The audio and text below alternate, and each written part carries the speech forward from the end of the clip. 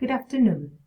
I'm going to introduce you to Civil Disobedience by Henry David Thoreau, which is one of the two essays that we are going to study in the context of transcendentalism in America. Henry David Thoreau was born in Concord in Massachusetts in 1817 and lived most of his life around the village. Then he moved to Walden because he, and I'm quoting his exact words, he said that he wished to live deliberately, to front only the essential facts of life and see if I could not learn what it had to teach, and not that when I came to die, discovered that I had not lived. He was a staunch abolitionist who also spoke out for John Brown. John Brown was an anti-slavery activist who attacked and set fire an arsenal in 1859, and for that he was hanged and condemned as a traitor.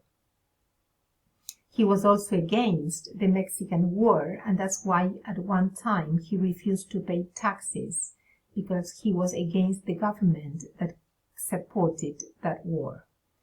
He was also a poet, and he died in 1862. His most famous work is Walden. And then he has many other important essays. Now, Civil Disobedience. It was first published in 1849 under a different title. It was called On the Duty of Civil Disobedience. Nowadays, it is known as Civil Disobedience only.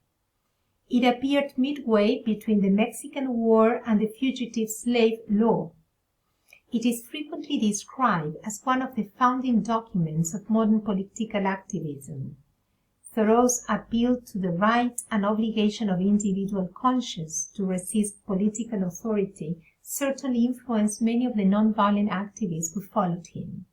He guided Mahatma Gandhi, for example, in his campaign of passive resistance to British rule in India, and the tactics of civil disobedience used against racial discrimination and the Vietnam War in the 60s.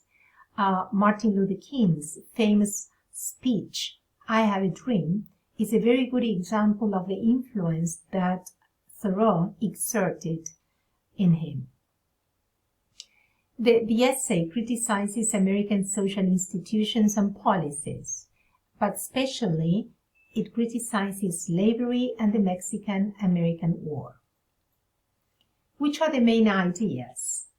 Civil disobedience begins by subjecting government to the individual conscience, outside of guidance by any external authority. The famous opening sentence is a general statement of Thoreau's attitude towards the state. He says that the only obligation I have a right to assume is to do at any time what I think is right.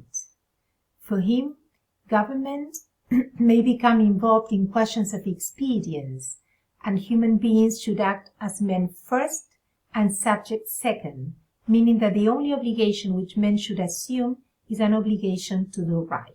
And this is the second quote you have on the left-hand side of the slide. We should be men first and subjects afterward. It is not desirable to cultivate a respect for the law as much as for the right. As regards government, he believes that there should be no government regardless of its moral content. And I'm quoting from him on the right hand, that government is best that governs least, that government is best which governs not at all. Even though he was for no government at all, he admitted that the country was not ready yet for that.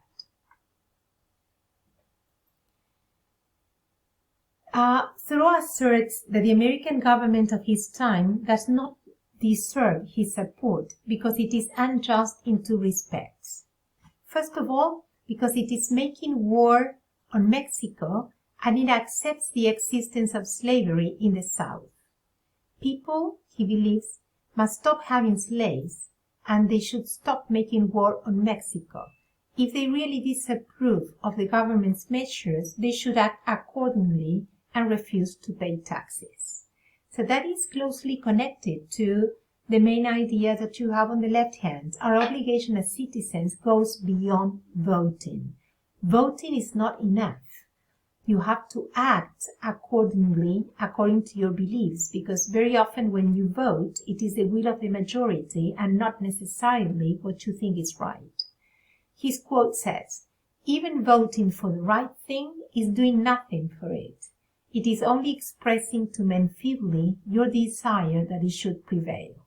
So in a way, what he's doing, he's privileging action over beliefs when he says, action from principle, the perception and the performance of right, changes things and relations. It is essentially revolutionary.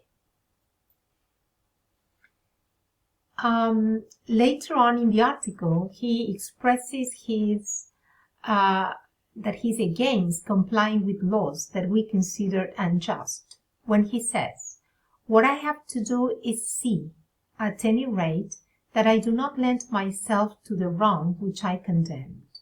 So for him, if injustices is of such nature that we become the agent of injustice to another person, then we should break the law.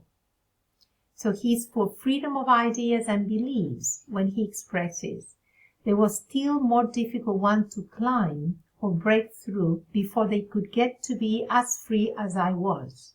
I did not for a moment feel confined, and the world seemed a great waste of stone and mortar."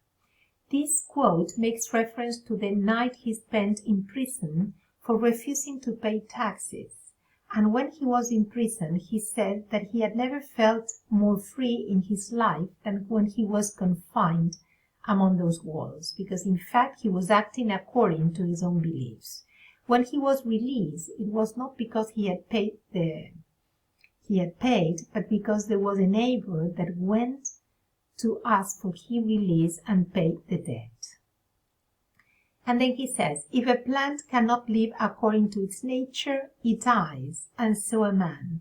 So that has to do again with individuality. Man should live according to his own beliefs, and in a way it should ring a bell as regards what you saw in Self-Reliance by Emerson. Both were living at the same time, both were friends, in fact they were neighbors.